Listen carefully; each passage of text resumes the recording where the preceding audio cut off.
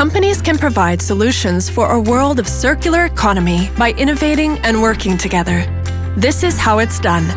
Used vegetable cooking oil is collected by heavy trucks from McDonald's restaurants around the Netherlands and refined into renewable fuel in the Neste Rotterdam Renewable Refinery. This fuel then powers the trucks that carry new French fries to McDonald's to be enjoyed by Dutch people. And so the circularity begins again.